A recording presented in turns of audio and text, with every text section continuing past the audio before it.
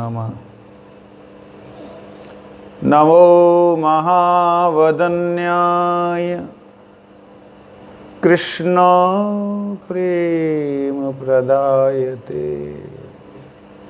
कृष्णाय कृष्ण चैतन्य नामिने गौरत्विषे नमः। तप्त कंचन गौरंगी राधे वृंदावनेश्वरी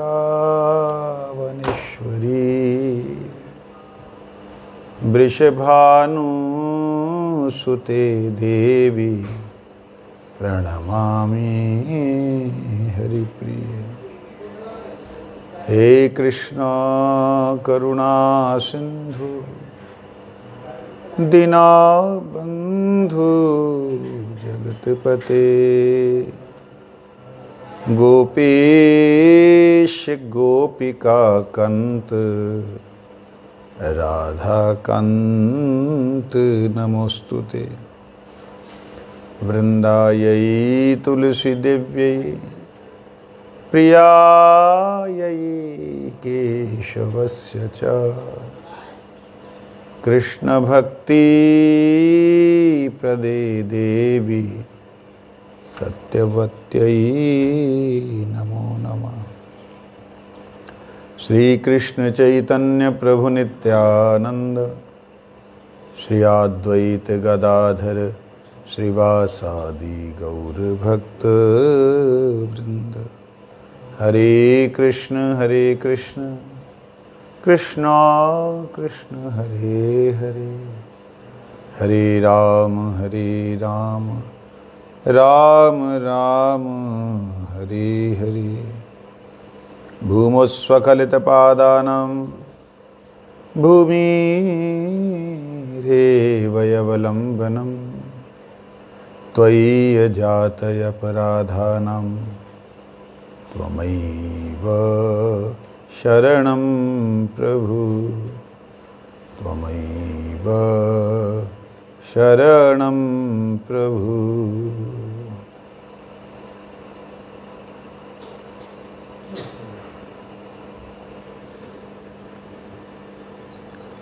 वैसे हम लोगों ने भाव विचार रस विचार के ऊपर जैव धर्म की चर्चा करते हुए किया था, बड़ा विस्तारित रूप से किया था। आपका जिज्ञासा भाव भक्ति या प्रेम भक्ति या प्रेम में कितने रस हैं, कितने भाव हैं, जिससे कि भगवान को आकर्षित किया जा सकता है या भगवान के प्रति आकर्षित हुआ जा सकता है।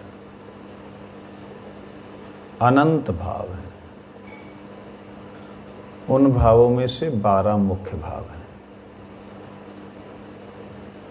जिसमें हास्य, रौद्र, करुण, विभत्स, भयानक इत्यादि 7 भाव और 5 भाव हैं शांत, दास्य, साख्य, वात्सल्य, मधुर।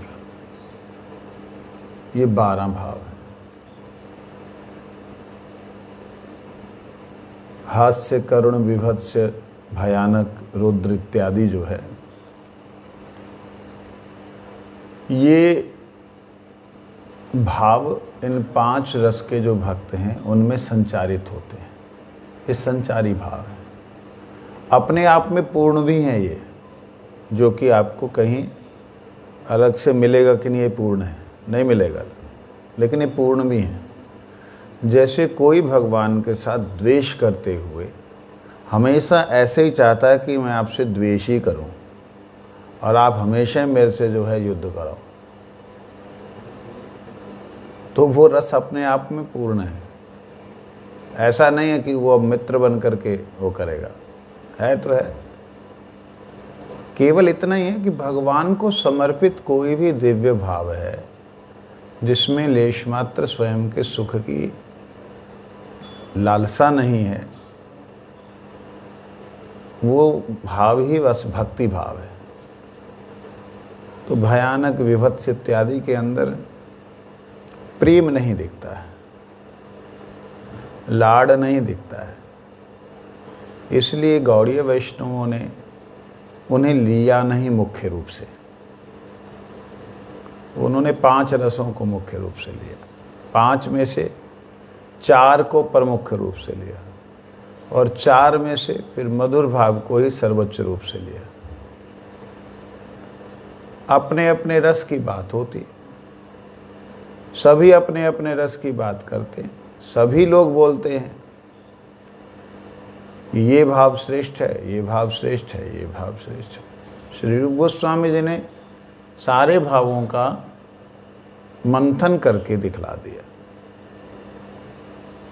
कि किस भाव में कितना भगवान के प्रति समर्पण होता है, कितना भगवान उनके प्रति समर्पित होते हैं। इसलिए जो शांत रस है उसको गौड़ीय वैष्णवों ने विशेष रूप से आग्रह नहीं किया, उसको ज़्यादा महत्व नहीं दिया। क्यों? भगवान को कष्ट करना पड़ता है हमारे लिए, फूल चयन करना है, गोपियों को कष्ट करना पड़ेगा, गोपाल आएगा, माँ लेगा, हम तो ऐसे खड़े रहेंगे पेड़ की तरह। शांत रस गौड़ीय वैष्णवों ने स्वीकार नहीं किया। गाय है, अपना थन मुंह में नहीं डाल सकते, गोपाल ट्यूं नहीं कर सकते, मैया यशोदा पकड़ करके पिला सकते। तो इसीलिए शांत रस में कई रस दिखलाई भी देते हैं, परंतु शांत रस को हमारे गुरुजनों ने कहा कि जिस रस को प्राप्त करके, जिस भक्ति को प्राप्त करके भगवान को आना पड़े सेवा लेने के लिए या देने के लिए, वो हमें नहीं चाहिए। इसीलिए शांत को उन्होंने छोड़ा। लेकिन शांत रस की अगर महिमा बोली जाए तो अपार महिमा है, पार नहीं पाया जा सकता। ले, हमारे गुरुजनों ने गलत बोला, प्लीज़ रिक्वेस्ट है, जब मैं व्याख्या करूं ऐसा मत बोला करो। हमारे गुरुजन नहीं जानते थे, उन्होंने नहीं बोला। दंडवत प्रणाम भैया, जहाँ तो सुनो मत, सुनो तो विश्वास करो कि गलत नहीं बोल रहा हूँ। तो गुरुजनों ने गलत बोला, भैया उनकी बात नहीं कर रहा, मैं नहीं गलत बोल रहा। वो गलत कहाँ से बोलेंगे, वो तो पूर्ण प्रज्ञ हैं। शांत रस के बिना मधुर रस भी नहीं टिक सकता, वात्सल्य रस भी नहीं टिक सकता, सख्य रस भी, दास्य रस कोई भी नहीं टिक सकता बिना शांत के। शांत रस का भाव, शांत रस का भक्त कौन है, इस विषय पे विचार करना चाहिए या नहीं करना चाहिए? हाँ?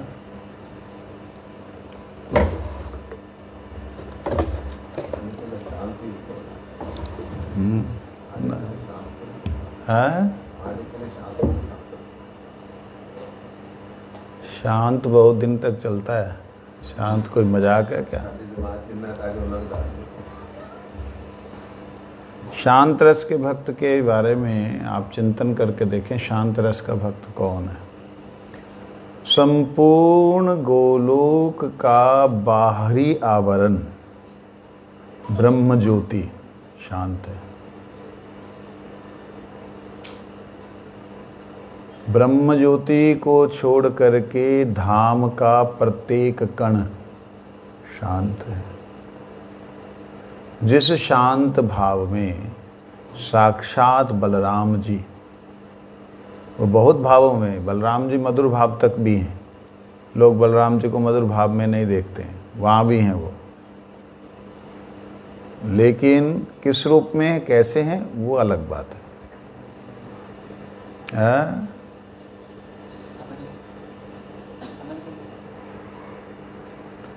तो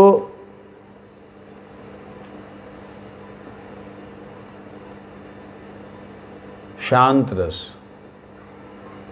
तो शांत रस कोई साधारण रस नहीं है। बिना शांत रस के आधार के राधा गोविंद रहेंगे कहाँ बिना धाम के? बोलो।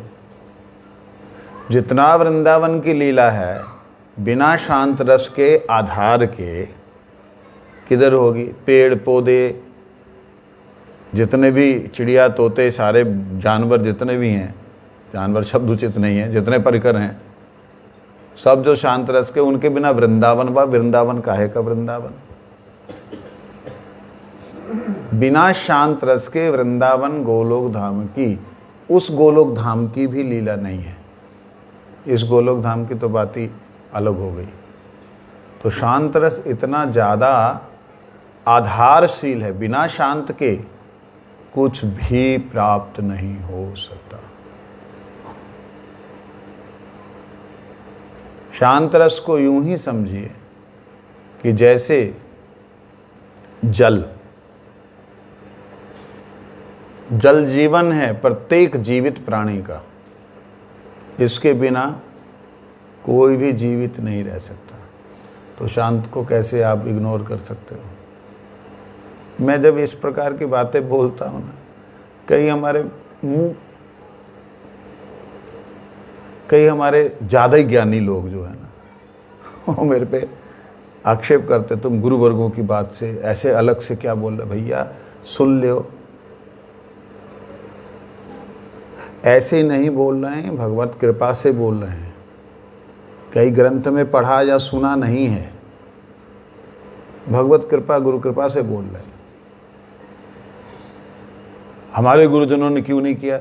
इसलिए नहीं किया कि मधुर भाव के भक्त हैं वो नहीं किया उन्होंने। दूसरी समय नहीं था उनके पास दूसरी चर्चा करने का, नहीं किया उन्होंने। तो तुम शांत रस के हो, मैं शांत का हूँ या किसका हूँ तो तुम्हें कुछ लेना देना ना है, अपनो भजन करो।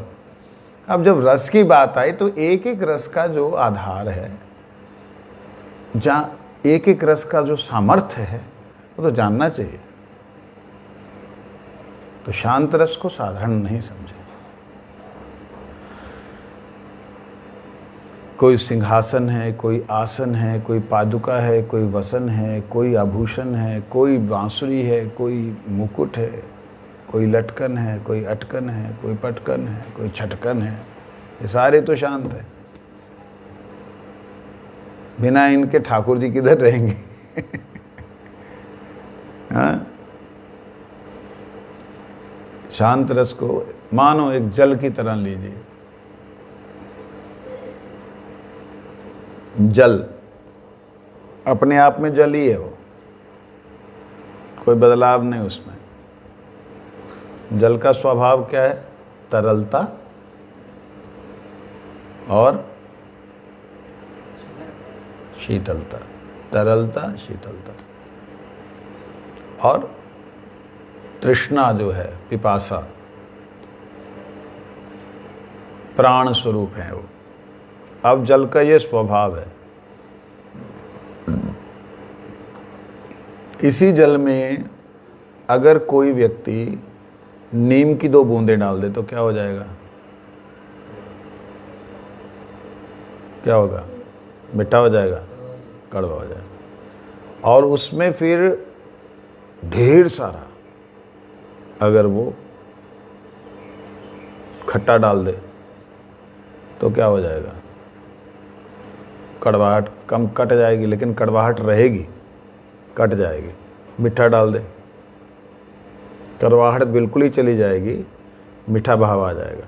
तो देखिए आप एक बात विचार करके कि शांत रस का भक्त जो है वो सभी रसों को अपने में समाहित कर लेता है, लेकिन फिर वो शांति रहता है। ढिल्ला ही है वो, जल की तरह वो सरल ही है। एक भक्त ने कीर्तन में गाया, तुलसीदास जी ने बोला कि हे प्रभु, बहुत सारे भाव हैं आपकी भक्ति करने के, जो आपको भावे सोई भाव आप रखिए। तुम्हारे हमारे नाते बहुत, उसमें जो आपको अच्छा लगे वो आप मेरे साथ वो भाव रखिए, मेरा अपना कोई भी, ये शांत रस का भाव है। तुलसीदास जी शांत रस की ऐसी बात नहीं मैं कह रहा हूँ, लेकिन ये शांत रस का भाव। प्रभु आपकी जैसी इच्छा, आप मेरे को चला लीजिए।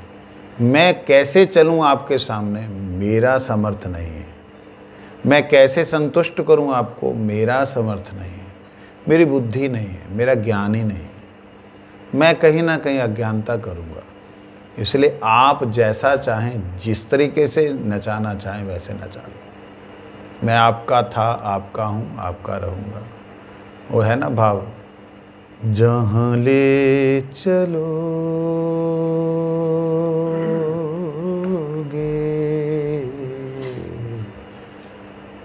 वहीं मैं चलूँगा,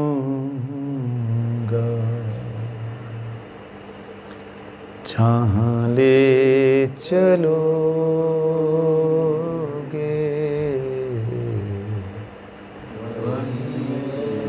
चलूँगा,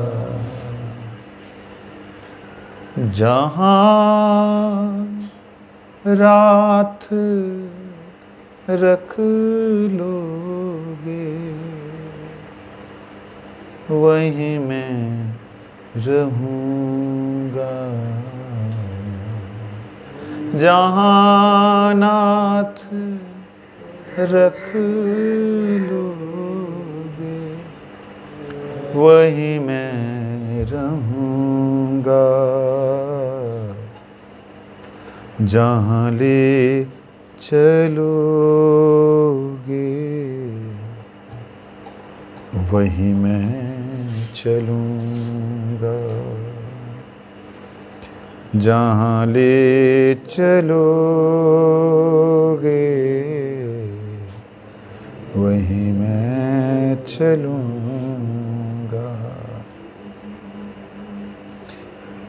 ये जीवन समर्पित चरणों में तुम्हारे, ये जीवन समर्पित चरणों में तुम्हारे, तुम ही मेरे सर्वस्व, तुम ही प्राण प्यारे, तुम ही मेरे सर्वस्व, तुम ही प्राण प्यारे, तुम्हें छोड़कर नाथ किसको कहूँगा, तुम्हें छोड़कर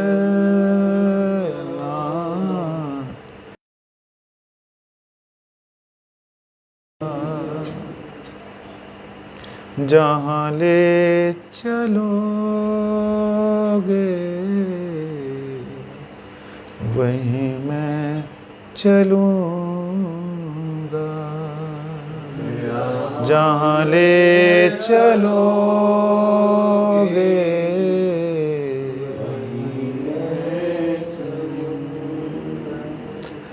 दयानाथ दयानिधि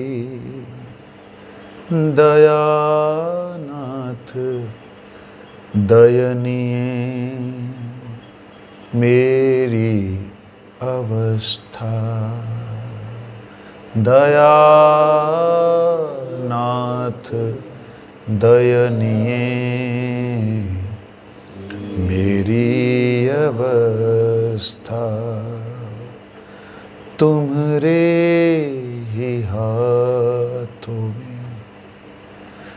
मेरी व्यवस्था,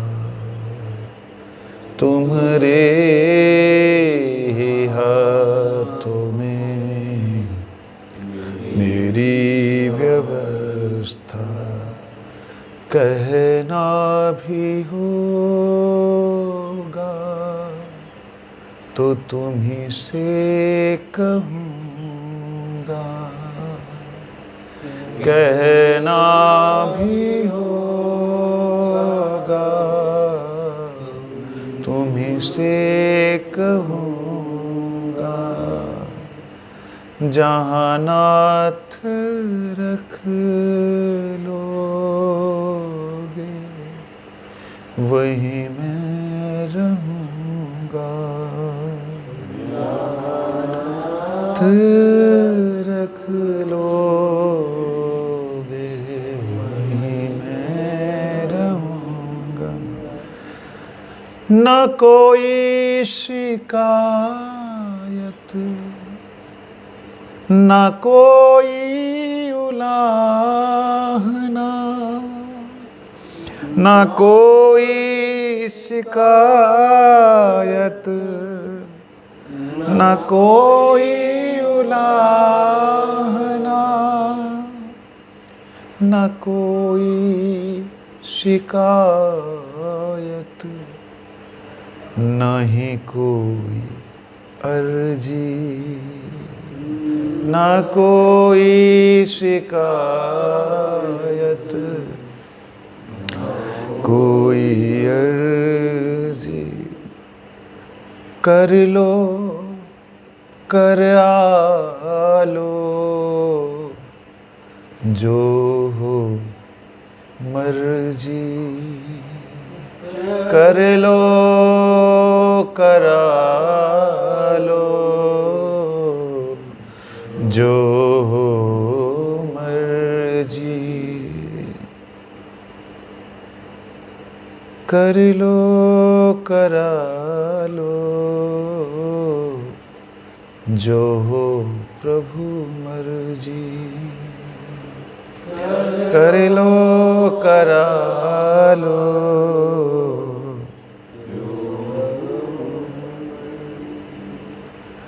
जो भी कहोगे वही मैं करूँगा, जो भी कहोगे वही मैं कहूँगा, जहाँ नाथ रख लोगे वही मैं रहूँगा, नाथ रख लोगे वही मैं रहूँगा। अब ये भाव गौड़ीय वैष्णवों ने स्वीकार नहीं किया। कितना सुंदर भाव है। नहीं तो ठाकुर जी को कष्ट देंगे। वो आए ले लो, तुम चाहते हो देना फिर भी दे ना पा रहे, फायदा कैसे भक्ति का। फल उगाए किसके लिए, बनाए फल फूल किसके लिए, उनके लिए। खूब खिले खूब खिले, ठाकुर जी पल्ली तरफ चले गए, फिर नए फूलों को तैयार करके रख रहे हो। अरे जिसका जो भाव होता है वो पूर्ण भाव होता है, इस बात को समझ लीजिए। हम लोग उस भाव में प्रतिष्ठित नहीं हैं, इसीलिए हम लोग ये बात कहते हैं, अपूर्ण कहते हैं।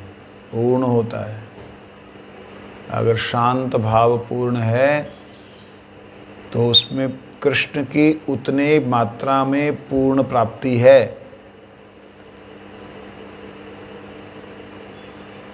शांत भाव में गैया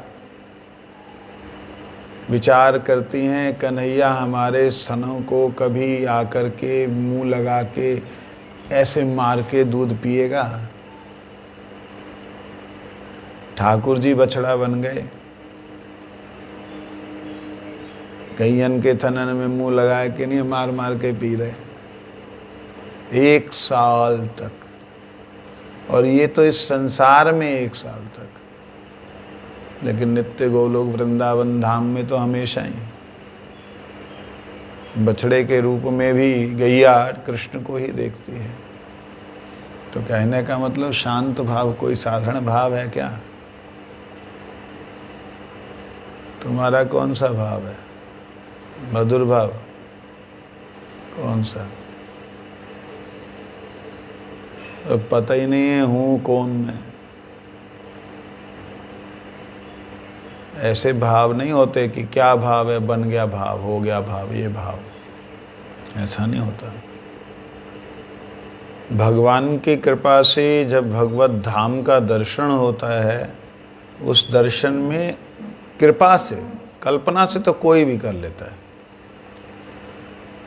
एक माताजी ने मेरे को बोला, महाराज जी कल्पना तो अच्छी कर रहे हैं ना, आप कल्पना करने के लिए भी क्यों मना करते हैं? क्या अच्छी कर रहे हैं? शाम को ठाकुर जी के लिए माला बना रही हूँ, जहाँ भोग बना रही हूँ, अभी गोपाल आ रहे हैं गैया चराते हुए, बंसी बजाते हुए, अभी वो नाचते नाचते, अरे ये क्या हुआ, एक सखा ने उनके रास्ते से आगे रास्ता काटा, वो कृष्ण गिरते गिरते गैया के ऊपर गिर गए। अरे ये क्या हुआ?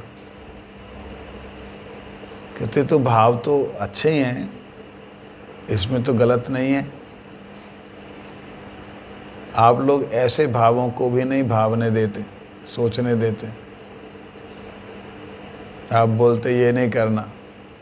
मैंने कहा आप जो भावों में हैं अच्छे हैं, अच्छे नहीं बहुत अच्छे हैं, लेकिन इससे साक्षात कृष्ण प्राप्ति नहीं होगी। क्यों नहीं होगी? ये ऐसे ही भाव हैं जैसे एक साधारण छोटे बच्चे के भाव हैं। ए मम्मी पापा, ए मैं दीदी, ए तू है ना, चलो चलो अभी हम लोग ना रोटी बनाएंगे। छोटे छोटे उससे रोटी बनाते हैं। ऐसे भाव हैं ये। भाव कब प्रकट होते हैं? कब अवस्था आती है? जब नाम में रुचि होती है, नाम की सिद्ध अवस्था पहुंचता है व्यक्ति। नाम कृपा करके अपना रूप, अपने गुण, अपने लीला, अपने धाम को प्रकट करते हैं। वहाँ का कोई लंबा चौड़ा नहीं बोल रहा हूँ, वहाँ का केवल मात्र 2-4 सेकंड का जो अनुभव है वो इस जगत के सारे शास्त्रों का ज्ञान दे गया।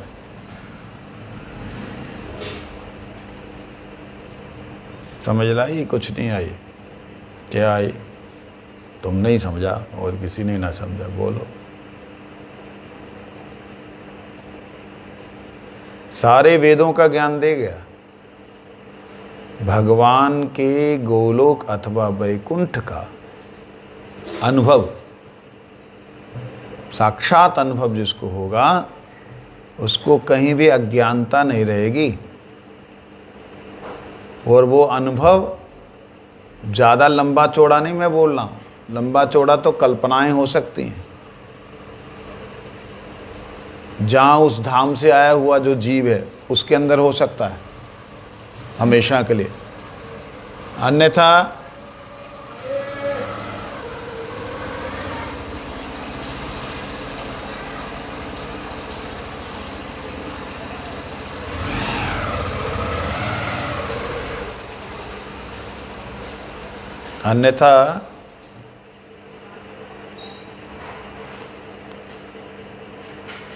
हे गुरुदेव क्या कह रहे थे?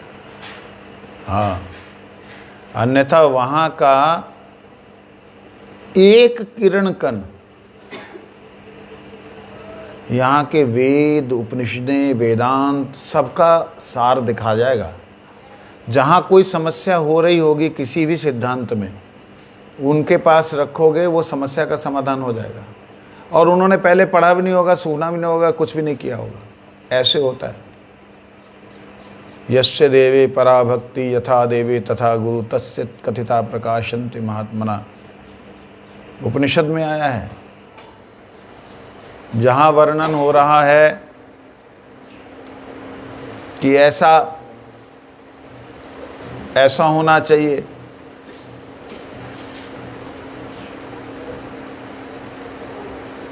ऐसा ज्ञान होना चाहिए, ऐसी सेवा होनी चाहिए, ऐसा ध्यान करना चाहिए, ऐसी तपस्या करनी चाहिए, तब जाके ये ज्ञान प्राप्त होता है। जहाँ पे वर्णन है इतना ज्ञान, ऐसा ज्ञान होना चाहिए, वहीं पे वर्णन है। कहते कुछ भी नहीं अगर है ज्ञान, केवल मात्र इतना है, यस्य देवे पराभक्ति, जैसे परमात्मा में आपकी पराभक्ति है, ऐसे परमाचार्य श्रील गुरुदेव में आपकी भक्ति हो जाए। यथा देवे तथा गुरो, जैसे परमात्मा में आपका निष्ठा है, वैसे परम आराध्य श्रील गुरुदेव में हो जाए तो बेड़ा पार। क्या पार? वही तो बता रहा हूँ, वही तो बोल रहा हूँ कि निष्ठा जो है आपकी जैसे भगवान के प्रति है, यस्य देवे पराभक्ति, जैसे पराभक्ति प्रेमा भक्ति जैसे भगवान के प्रति है, यथा देवे जैसी देव में है, तथा गुरु वैसी गुरु में हो जाए। तस्य एतत् कथिता, कहते उसके लिए जितना भी हमने बोला है ये ज्ञान, प्रकाशन्ते महात्मना, और सारा ज्ञान प्रकाशित हो जाएगा, उसको और कुछ करने की जरूरत नहीं। मैं कई बार अपनी भक्ति के विषय में मैं क्या बोलूं, मेरे में है या नहीं है मैं नहीं जानता, लेकिन इतना जरूर है गुरुदेव के प्रति निष्कपट प्रेम है, कहीं वहाँ कपटता नहीं। कई बार कई एक शब्द ऐसे उलझ जाते थे कि जब गुरुवर्ग लोग बोलते कि भाई इसका अर्थ क्या होगा, समझ ही नहीं आ रहा, तो वो अर्थ का अर्थ कैसे प्रकाशित होता था मैं नहीं जानता हूँ। ऐसे कैसे हो सकता है, ऐसे ऐसे हो सकता है।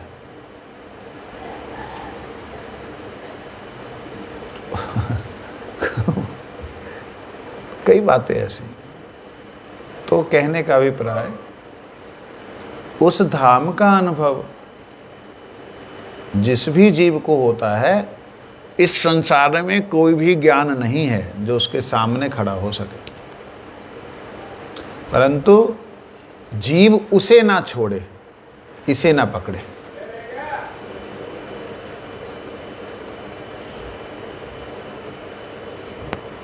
जो अनुभव हुआ उसे ना छोड़े, अनुभव के कारण जो यहां पर के ज्ञान प्राप्त हुआ उसे ना पकड़े, भूल जाए उसकी याद, उसी को याद रखना है।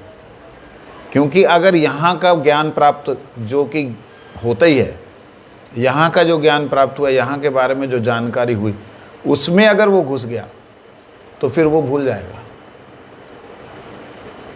दोनों एक नहीं है ना। इस संसार में भगवान के विषय में जो भी कहा गया है वो एक प्रकार से शब्दों पे ध्यान देना और शब्दों का मूल्य और उसकी गरिमा समझना, एक प्रकार से भगवान की स्तुति नहीं है, वो एक प्रकार से क्या बोले, निंदा शब्द बोलना उचित नहीं है, अपमान है। जितना कुछ महिमा बोली गई है वो कुछ भी नहीं बोली गई। ऐसे ही सूरज के सामने मैं आपको आपके गुण गा रहा हूं, आपका प्रकाश दे रहा हूं, वो है। ये मेरी बात नहीं है, ये भक्ति विनोद ठाकुर जी कह रहे हैं, गोपाल गुरु गोस्वामी कह रहे हैं।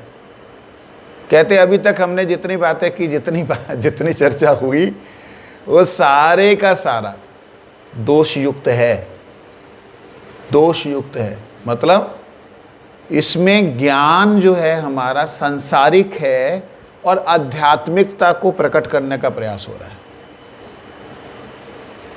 मैं कई बार इस बात को बोलता हूँ, भगवान के नेत्र कैसे हैं, कमल नयन, मुख कमल, हस्त कमल, चरण कमल, नाभि कमल, है ना।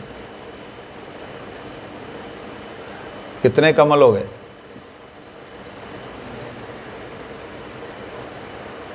कैसे?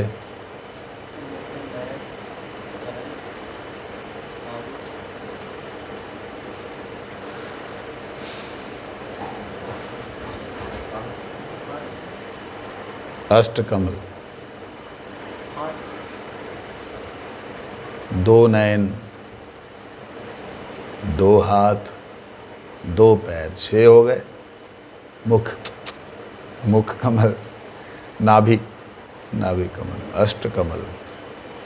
क्या यहाँ फूल लगे हुए कमल के फूल लगे, फूलों की तरह है भगवान के हाथ। है ही नहीं ना उदाहरण। कीचड़ में होने वाला कमल, उसकी तुलना गोविंद से कर रहे हैं, उनके हाथों से कर रहे हैं। क्या भगवान कीचड़ कीचड़ हैं जो उनसे निकले कमल?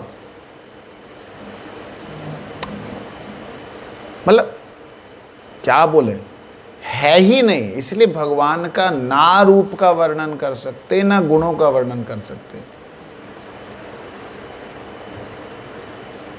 वर्णनातीत हैं वो। अगर आपने वर्णन कर दिया तो समझ लो एक तरह से निंदा कर दी। क्यों?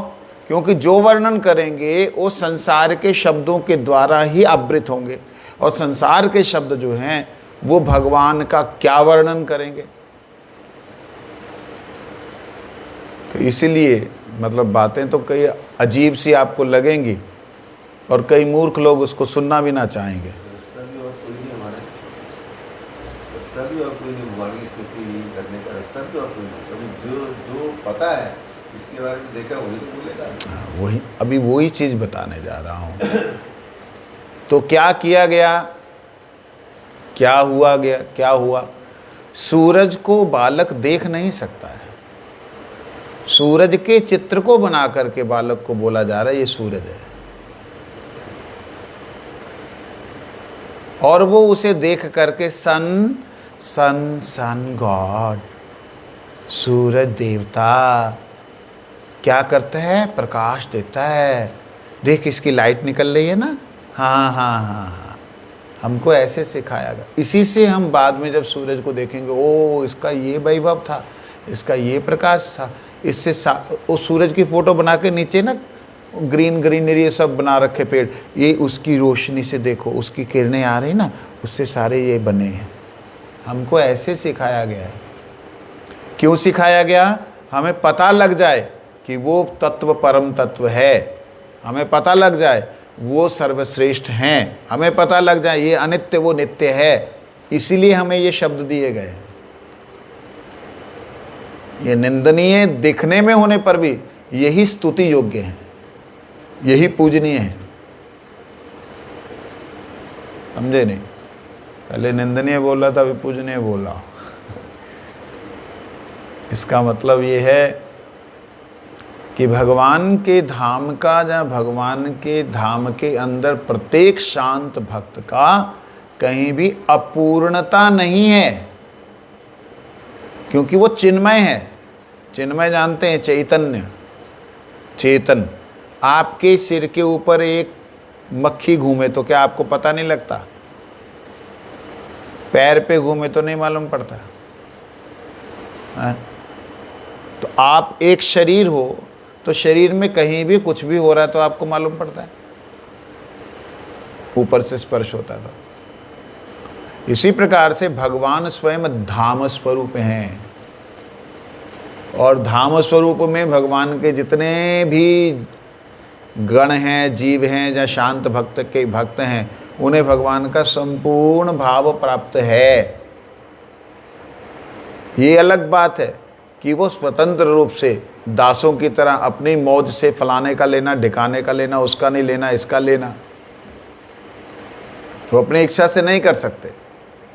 लेकिन अगर वो चाहें तो वो भी कर सकते हैं। समझे नहीं? कहीं और चले गए ना।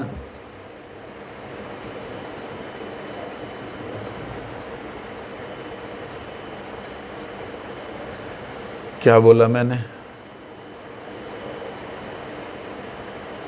शांत रस के भक्त दासों की तरह स्वयं सेवा नहीं करते, नहीं करते, लेकिन वो कर सकते हैं। वो कर सकते हैं, उनका सामर्थ्य है। अगर आप बोलो सामर्थ्य नहीं है तो निश्चित रूप से आप उस धाम का एक कण भी ना जान पाए, क्योंकि चैतन्य तत्व है, चेतन तत्व है। वहां कोई भी जर्रा, कोई भी जगह, कोई भी अवस्था ऐसी नहीं है जो कि पूर्ण ना हो।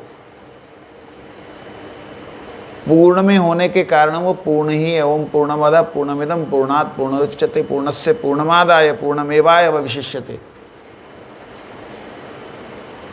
इसीलिए ये जो बातें मैं कह रहा हूँ, ये हो सकता है दिमाग से बाहर आपकी जा रही हों, लेकिन ये समझनी जरूरी है। इसलिए शांत रस को साधारण नहीं समझना चाहिए। शांत रस बहुत गंभीर रस है, बहुत गंभीर रस है। शांत रस में गैया की बात हम सोच रहे थे, पेड़ों की बात, गुलमलताओं की बात, लताएं, मतलब वहाँ का धाम का प्रत्येक कण क्या बोलेंगे। किसी के बारे में पूछो तो बताएं।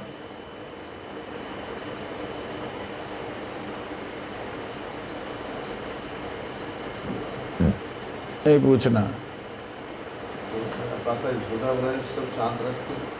माता यशोदा कहाँ से, कान पे देती है ना एक पटक, तो शांत कहाँ हो गए। जो 10 से नहीं शांत है तो बाकी की तो बात है। 10 से साख्य, वात्सल्य, वात्सल्य तृतीय नंबर पे आता है। आप सुन ही ना रहे। सुनना, आप पेड़ पौधों की बात कर रहे हैं, मतलब वहाँ पर जो है वो सब शांत रस की बात। उनकी क्या कल्पना है, बाकी तो और बहुत कुछ है। शांत रस के बिना, मेरा कहने का ये भाव है, शांत रस के बिना कोई भी रस पूर्ण नहीं हो सकता, नहीं हो सकता, नहीं हो सकता। इतनी बड़ी बात बोल रहा हूँ और जिम्मेवारी से बोल रहा हूँ। जो लोग शांत रस की निंदा करते हैं उन्हें माधुर्य रस की प्राप्ति नहीं हो सकती। हे रूप गोस्वामी ने की ये निंदा, निंदा नहीं की, उन्होंने हेयता दिखलाई है। हेयता दिखलाना और निंदा करना अंतर है। हेयता दिखलाई मतलब हमें नहीं चाहिए भैया ये, हम नहीं चाहते शांत, हम तो तुम्हारी सेवा खुद करेंगे। वहाँ श्रेष्ठता दिखलाई है, हेयता दिखलाई है, निंदा नहीं की है। समझे लगी। इससे ऊपर के रस की उन्होंने डिमांड की। अब मधुर रस वाले क्या करेंगे, वो तो वात्सल्य रस को ना प्राप्त करें। सखा वो नहीं चाहिए उनको, है ही मधुर रस वाले, तो वो अपनी बात करेंगे। तो इसलिए हम लोग शांत रस को कल को चर्चा करेंगे। कौन सा भक्त शांत किस प्रकार से भगवान की सेवा करता है और उस शांत रस के भक्त को किस प्रकार से भगवान का पूर्ण अनुभव होता है। किस प्रकार से वो शांत रस का भक्त जो है एक रस वाले से दूसरे रस वाले के पास जाता है, दूसरे रस वाले से तीसरे रस वाले के पास जाता है, फिर चौथे रस वाले के पास जाके अपने स्वरूप का परिवर्तन और अनुभव होते हुए किस प्रकार से वो शांत भक्त जो है, शांत रस जो है, वो सभी रसों का आनंद ले लेता है। कल हम इसकी महिमा श्रवण करेंगे। वांछा कल्पतरुश्च कृपा सिंधु पतितानां पावनेभ्यो वैष्णवेभ्यो नमः। हरिहर नमः कृष्णाय यादवाय नमः।